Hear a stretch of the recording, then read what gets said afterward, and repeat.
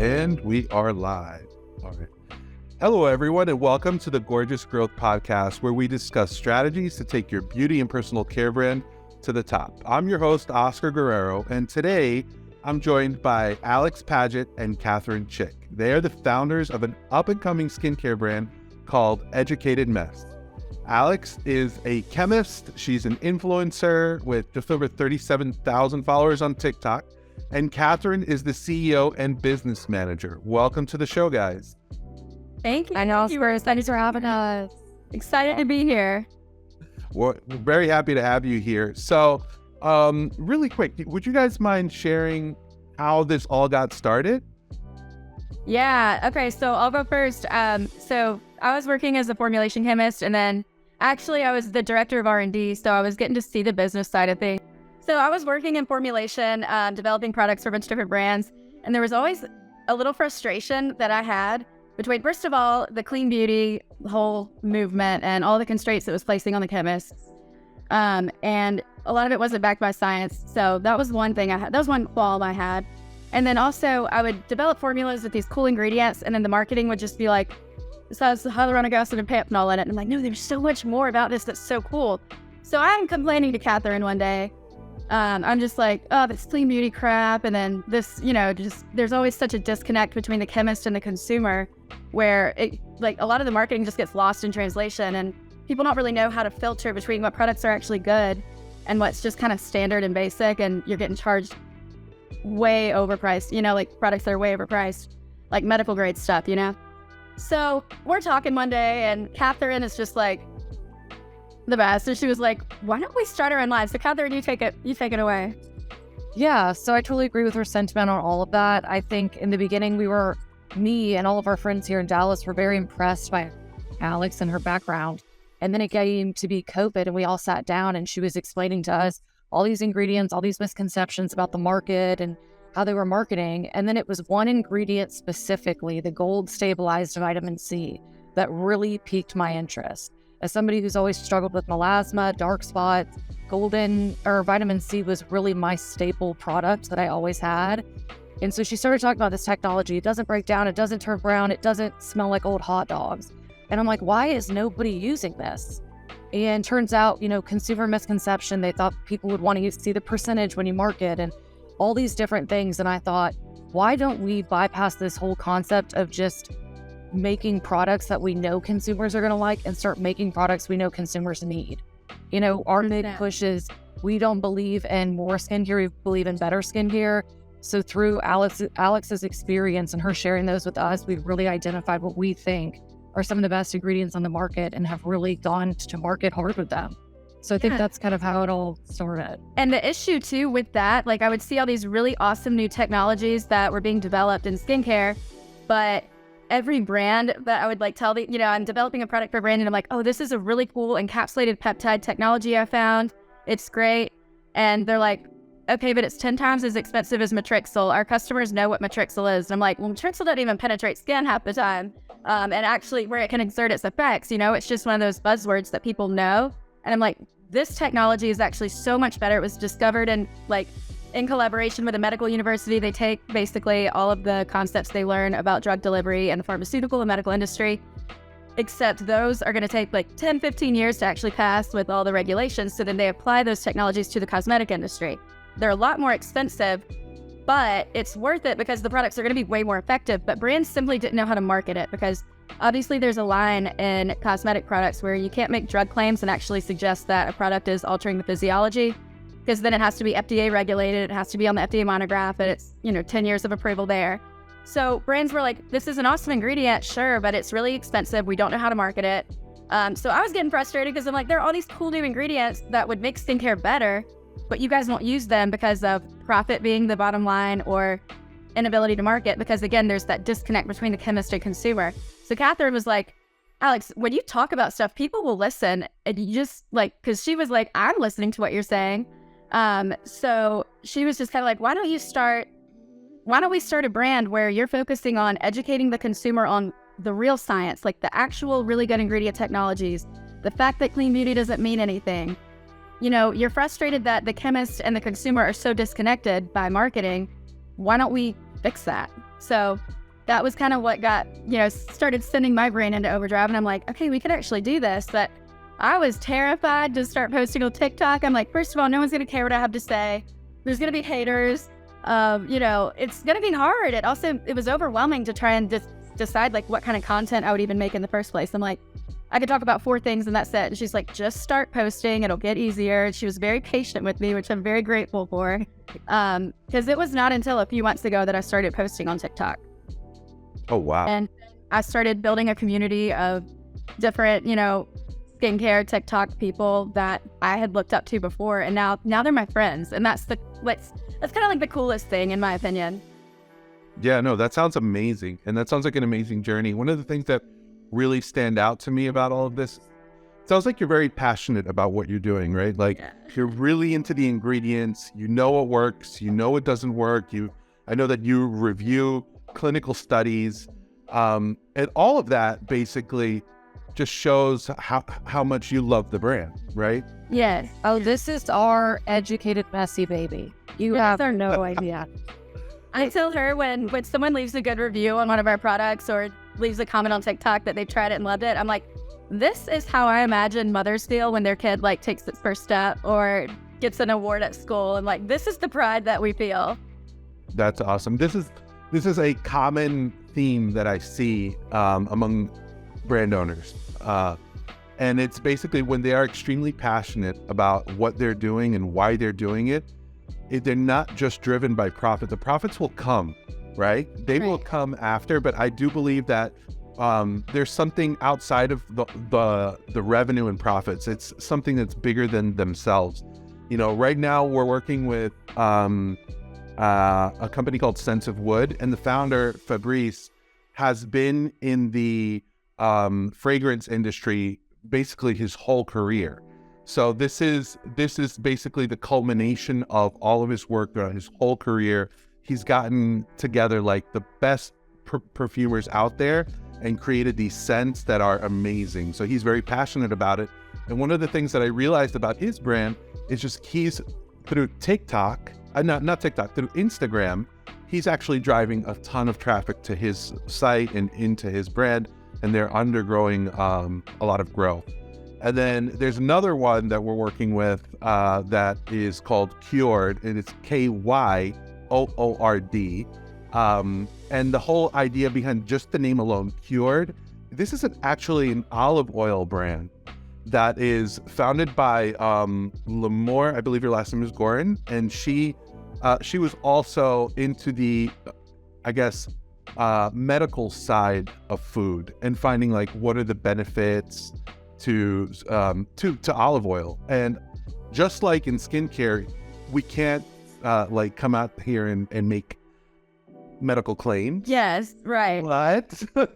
But even though this is pretty much the highest grade olive oil that you're going to find, and what people are saying about it as far as how they feel afterwards says a lot about what's happening. Right? It's kind of like you have to put it out there in a way where you get a little creative with the marketing so you're not stepping over the line, but then the results speak for themselves. I mean, the comments that people leave, like I can't sit there and say Sake Bomb has this peptide that's been shown to provide a wrinkle filling effect in as little as 14 days. But somebody left a comment yesterday. They're like, I've been using the Sake Bomb for 2 weeks and my smoker lines right here from using a straw have completely have almost vanished. And I'm like, that's great. I love seeing that, I can't say it, but I understand why that's happening. I would have expected that to happen, Yeah, no, that's amazing. Now, let's talk a little bit about TikTok, because you mentioned TikTok earlier. One of the things that I was shocked to learn about your brand, honestly, was that the TikTok came after you guys actually launched the brand, right? Yes. That's amazing. That's the opposite of what normally happens, right? So the plan, I guess, it was that Catherine's been telling me since way before we launched, you just got to get on TikTok. And I overthink everything. And I was just like, I don't know how to do it. Let's launch it. Let's see. I was trying to do TikTok from a branded, just educated mess stuff, where I wasn't talking about skincare, but it was just kind of fun chemist things. But that doesn't provide any value to anybody watching TikTok. That doesn't create a community, honestly. It's like that kind of strategy that we were doing would be good maybe 2 years down the line when people are familiar with our brand and they care to see our day-to-day. But, you know, so I kind of realized like this isn't working. And so I'm like, she's like, all right, just start posting about general skincare topics. Let's talk about gold stabilized vitamin C. So this would have been, we launched in like November 2021 is when we first started putting stuff out. And in, I would say January, we decided we had a couple people we could send stuff to, like influencers, but it wasn't skincare influencers. So that doesn't really generate any type of like traction really. So we realized, okay, we're gonna have to start running ads. There were issues with our Meta Facebook. That's a whole other story for a different day. So we're like, all right, we got to pivot our strategy a little bit. Catherine's like, I've been telling you to post TikToks. So I finally, in like May, it was kind of like, all right, you got to do something. So I started posting more TikToks about like different clean beauty concepts that I didn't agree with, kind of like just hopping on trends and saying stuff. And then that's when people started asking me, oh, so you're a chemist. What do you think about this product? What do you think about this product? And I was like, oh, people care what I have to say. Yeah, I'll give my opinion on this product. And it kind of started growing from there where people were asking me to review common products on the market. And then somebody asked me a question about vitamin C and I was like, this is the perfect opportunity to talk about the gold stabilized. And then people started caring and I realized, wait a second, if I post about my own brand, that brings it exposure.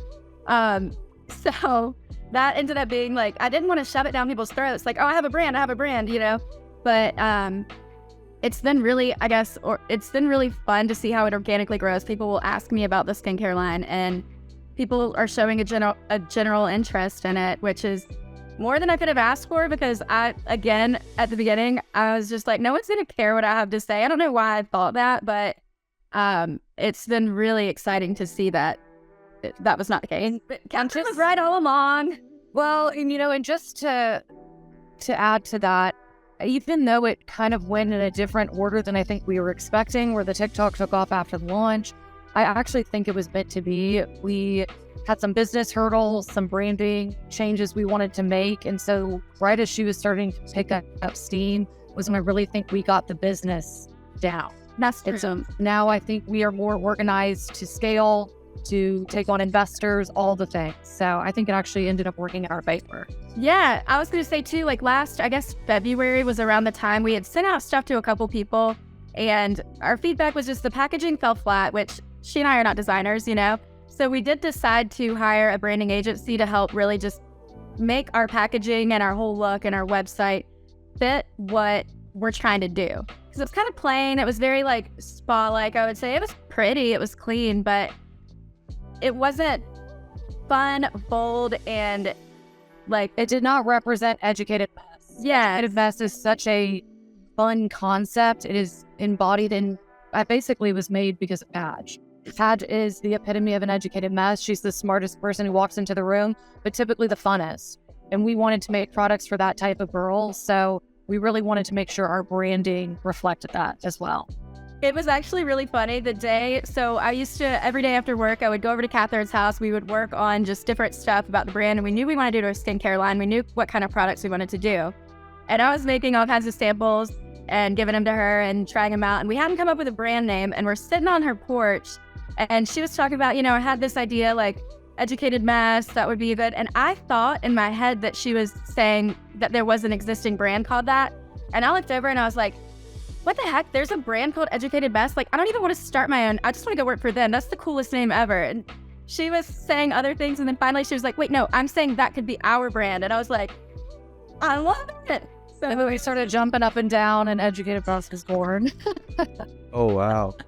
The name sounds perfect. It really embodies exactly what you're shooting for. So one thing I also noticed with like my skin particularly, when I was in college, that's kind of when I got interested in skincare. I was studying biology and chemistry and my skin was getting horrible because I wasn't sleeping that good. I was going out a lot more often, you know, maybe not washing my face when I come home, not drinking enough water, and all of those things, also eating a ton of fast food. All of those things can contribute to poor skin health. And so I'm starting to look into different ingredients and different things I can put on my face that are going to be good.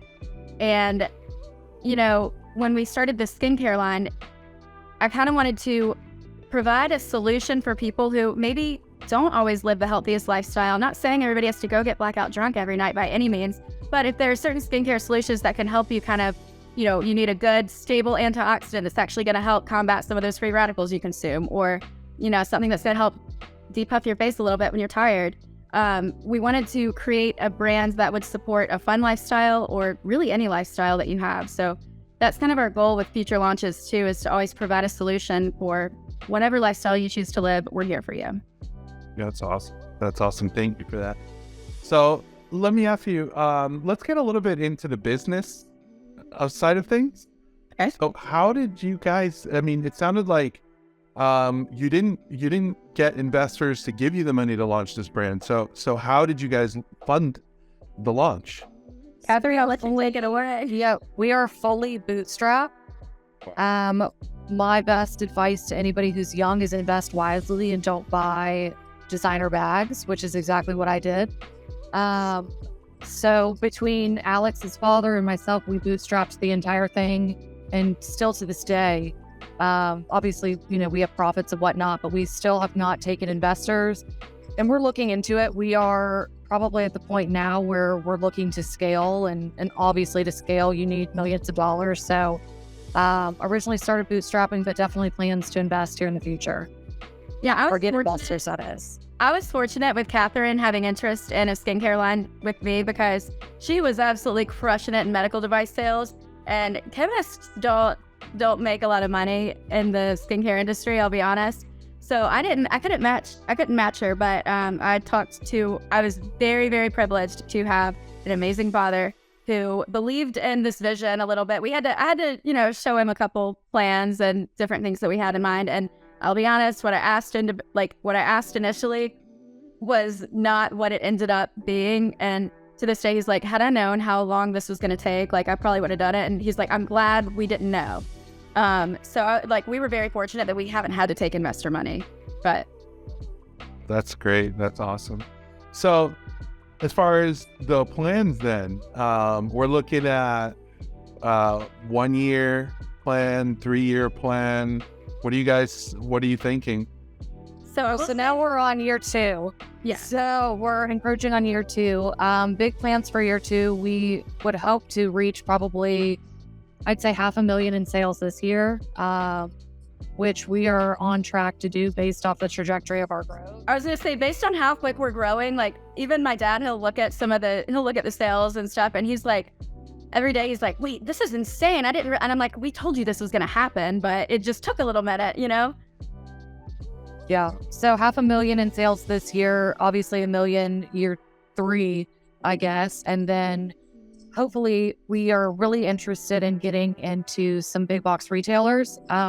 Fingers crossed, we'd really like to hold out for Sephora.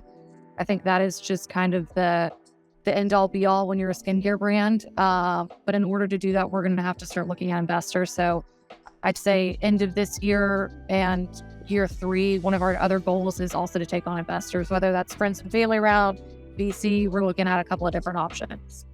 Okay.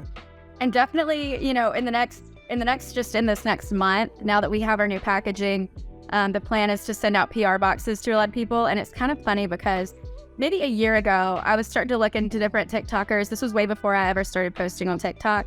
And I'm looking at different profiles of people that post about skincare. And I'm like, oh my gosh, this person, if we could just get them to try the product, I know they would love it. But I had a list of people that I'm like, if they would just try it, I know they'd love it. And if they would talk about it, that would be huge. And hopefully their manager would respond if we emailed them. And now pretty much every person that I had thought, I look up to this person. They're a great skincare TikToker. And I love their information they give. And pretty much every person that we had on that list is now somebody that I interact with daily on TikTok and have messages back and forth with and I've become friends with. And that is the coolest thing that's happened through TikTok that I never expected. And so this next month, we plan to send out PR boxes to some of these people. Obviously it's not any obligation to post, but hopefully once we start getting some content, then, we would potentially pick some of that organic content and run it as a whitelist or whatever. It'll get this paid sponsorship on TikTok, reach more people. And I think that will help drive our sales quite a bit from where we already are. And then we do want to do some new launches too, but I think like Catherine said, a lot of our, main are those are more short-term goals, and then the long-term goals are definitely to get into a store of some sort and just have the name out there to where it's becoming more of a household name. Yeah, I hear you. Yeah, I'm 100% in agreement with you, and actually encouraging the brands that we work with to go after co-branded marketing efforts. I do believe that they're low cost and usually high return. It's just a question of matching the consumer, right? So if you guys have pretty much the same consumer, then it's a win-win. So yeah, definitely I hear you there, and I think that you guys are going in the right direction. One quick question about TikTok. Is there anything tactical that you recommend? Because sure, people out there who are listening to this want to know, like, is it just a question of putting out content and answering the questions, or is it doing the hashtag research? Is it like getting research on what sounds are trending and putting them into your videos? Anything in particular, any advice that you want to give that you can? Yeah, a little bit, yes. So when I was originally posting on TikToks like a year ago, this was for an educated mess account. And I was looking at what time should I post, what hashtags should I use, what things are people searching that's going to drive around. And there was no growth. Like it was not authentic. And it was like I was posting to fix or to feed an algorithm, and it really wasn't working for me personally. And I know there are some people that would work for. But for like a niche type of, for an educational niche, I feel like you have to provide some kind of value to the consumer, and just simply following trends and posting at the right time, that doesn't make somebody stop and watch your video and think, I need to follow them. So where it really took off, I will say my brother does a lot of TikToks for like FanDuel. He works for FanDuel, but he has quite a decent TikTok following, and he used to just tell me like, hey, just, you know what? It doesn't have to be this hard. You don't have to come up with all of these content ideas. He was like, next time one of your friends texts you a question about skincare, take a screenshot of it, put it as a green screen, and talk about it. And that was really the first product review I did, was a text from one of my friends about, I think it was either the Harry Styles like luminous lotion or the KP body scrub from First Aid Beauty. I cannot remember which one it was. Those were like the first two I did. And that was where people started saying like, oh, here's, you give reviews of products, like, let me ask you about this one. And then it just kind of became a thing where I'm answering the questions that people ask, because that is the content that provides value. So it just took a little bit of me figuring out how to show people what type of value I could provide, which it's not just necessarily telling you, I don't like clean beauty, I think it's stupid. It's like, okay, well, here's a product that's good, here's a product that's bad, this one went viral and there's really nothing special about it, this one's $100 and there's one that's $20 just as good. That is the type of value that my followers like to see, at least. So no matter what time, I don't even pay attention to what time I'm posting now. I don't pay attention to really, I do some hashtags, but it doesn't really make a difference. One time I accidentally posted something without a caption at all, and it went more viral than the other stuff I'd been posting that week. So I think really, in my opinion, and there are probably a lot of people that will disagree with me, and maybe this works for other people. In my opinion, it's more about being honest with yourself and like not being so self-entitled that you think that everything you say is important to people. It's not. Just try and think of like, even though this is a cool concept to me, is this actually giving people something that they can, information that they can do something with. So for just, I was just going to say, just to add to your point, one thing that Alex does really well that I think you probably noticed with a lot of big influencers like the Alex Earls of the world is she keeps it very organic but on brand. So I think people know what they're getting when they come, but it's a little bit different every time. So I think one thing that she's really mastered, I think in the beginning we thought you had to have these pent up, lab coat videos and all of this stuff. And we realized very early on, that's not really what people want. People are on TikTok to see this kind of organic content. But I think in order to keep it, people coming back, you have to stay on brand. She does a really excellent job at that. Yeah. So, I'm in the beginning thinking like, I want people to take me seriously. I would wear, like sit in front of my lab area or something when I would answer questions. And I also was not very good at like being personable when I talk. It was more like, this is my opinion on this and this and this. And you forget, I think, when you're making a video that There's the light coming in.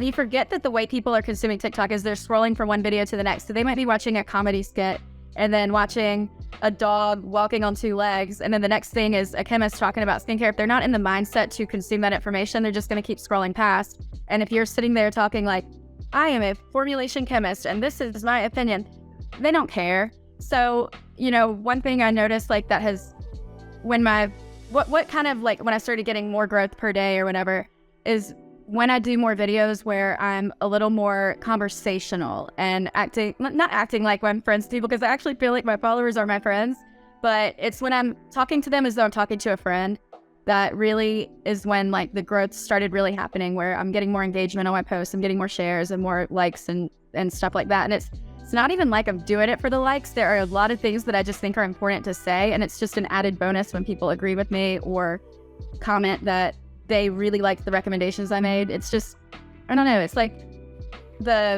what's the word? The recognition follows the effort, I guess, instead of the other way around. I don't know. Okay. Does that make sense? Yeah, it does. We may need to take two on that one. Yeah. I don't. Okay. I know, because I'm like, but I understand what you're saying. I understand what you're getting. If you could have given yourself advice when you started on this journey, what would it have been? Okay, I'm going to jump in on that one. Yes. My advice to anybody starting a brand is strategic delegation. Finding people who can make up for the things you're not good at. I think you can do everything, but there are specialists for a reason. Like if we could go back in time, we would have hired the branding agency off the bat. We have an incredible branding agency, Youngblood. Actually out of St. Pete, we would have hired them 100%. Running Instagram ads, all of those things, just trying to find people to do those things for you, I think is key. So if I could give any advice, it would definitely be the power of delegation to the right parties. I also have another piece of advice too, and it's really easy when you're starting a brand to have rose-colored glasses, or any type of company to have rose-colored glasses about like when you're having a exciting conversation with a potential business partner, everything seems like rainbows and flowers, and it's like, oh, this is gonna work, this is gonna be great. Catherine and I got incredibly lucky to find, like we said, our yin and yang. Like I found the perfect person to start a business with, and she has completely supported me in every aspect of this whole business. There were definitely times that she likely should have been, if she wasn't, very frustrated with how long it was taking me to start posting on TikTok and start really digging into the advertising side of things. And she never placed that frustration onto me to, create anxiety of any sort, which I'm very grateful for. But we also have such a mutual respect for each other. And we know that we are in this 100% together. We've never really had a thing where it's like, well, this is my brand, or, or she's never been like, Alex, I've put way more money into this than you, so you need to get your shit together, So it's been really nice to have a partner that we have a very much mutual sense of respect for each other. And I think that's one of the more important. Absolutely. Yeah, absolutely. Especially if partnerships are difficult. So finding the right partner is key. Absolutely. So let me ask you. Actually, wait, I was going to add to that though. Before this, and this might be, I don't know, but before Catherine and I had really decided to do this line together, there had been maybe 3 or 4 people in my past that I had worked with or known through the industry that had been like, we should start a line together. And I'm like, all right, show me everything that you would do. I don't know how to create a brand. I don't know how to start an LLC. I don't know how to do all these things. I know how to create the products, but I would not be good at that. So just show me what you would do. Show me a brand name, show me a concept, and like, let's run with it. And it just never, there was never anything that was the right fit for me. And no one else that I found that was as passionate as Catherine is. So we had a conversation, and I'd had that conversation with 3 or 4 other people in the past, and it's like, I get excited about it, but I'm not necessarily like headstrong about it. And maybe 2 days later, I come over, she's got a Pinterest board of like different types of branding images that she's thinking up. She's come up with a brand name, and I'm like, oh, I found my person. We're doing this. And, that kind of goes into like finding the right business partner. She has always, our visions for this brand have always been completely compatible with each other. I'm going to cry. But she's so spot on. It really does make it more fun. You know, you want to have fun while you're doing. I think that adds to the passion and having somebody that you can enjoy it with. I mean, we're in a civil partnership. You know, we're legally very bound. So you want to make sure that you pick the right person to be legally bound to for years to come.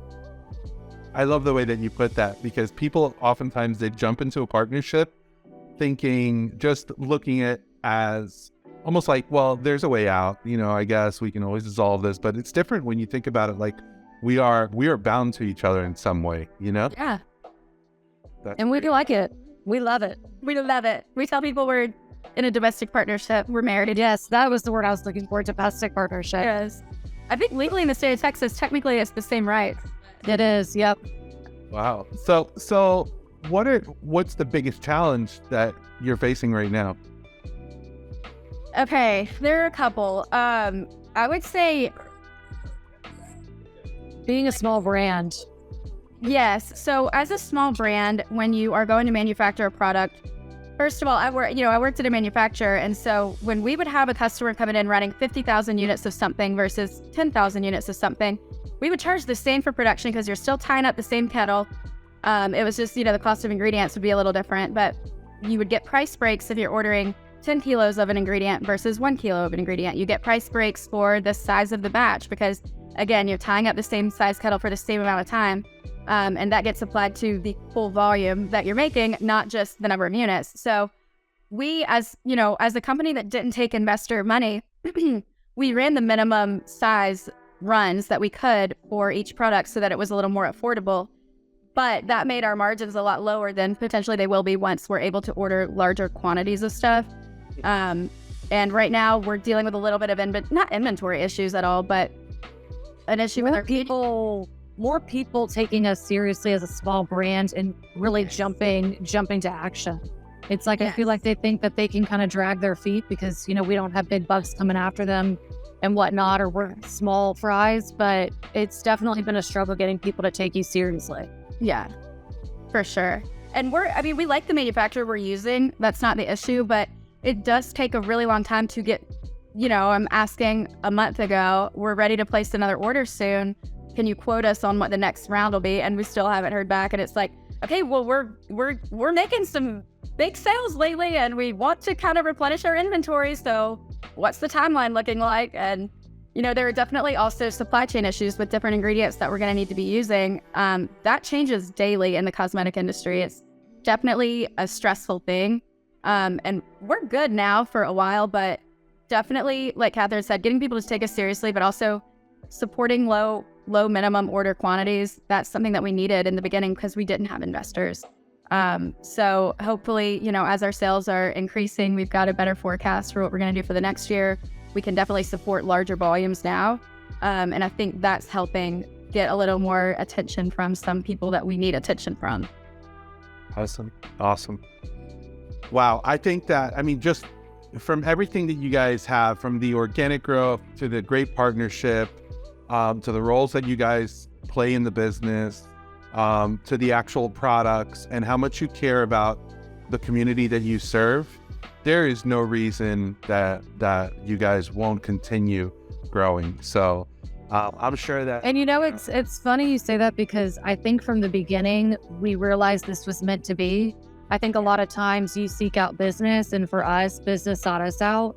Right, it really just couldn't have happened any better. And I totally agree. I think we've got really big things to come and we've got all the right things in place. So you do. So if someone wanted to stay up to date with what's happening with Educated Mess, how could they do that? Definitely follow us on Instagram. It's just the handle is Educated Mess. Catherine keeps up with that, and she posts some really funny stuff too, but a lot of really good informative content that we've worked on together. And then she'll post it. Like the other day, it's kind of funny when I was saying that we're almost inside of each other's brains. She sent a picture and I was like, wait, this would actually make a pretty good Instagram post. She's like, I already have it scheduled for Tuesday. And she had a really funny caption to go along with it. And I was like, we are just on the same page. That's perfect. So definitely follow us on Instagram at Educated Mess. And then definitely follow me on TikTok. I'm trying to talk more about the brand, which sometimes I literally, there have been times that I've done a video on different peptides that I really like, and then someone will comment and be like, in the context of the video, I'm talking about serums, and I completely forget that our Sake Bomb moisturizer has that same peptide complex. So somebody commented, they're like, you're not even going to talk about your product that has that same technology, and I'm like, I'm the worst business person ever. Yeah, we use it. But so I definitely am making a point to focus more on talking about educated mess, especially now that we've done the rebrand and we have, the new packaging that we are so proud of. So I'm definitely, if you follow Alex Educated Mess on TikTok, you will definitely hear more about Educated Mess and where we're going.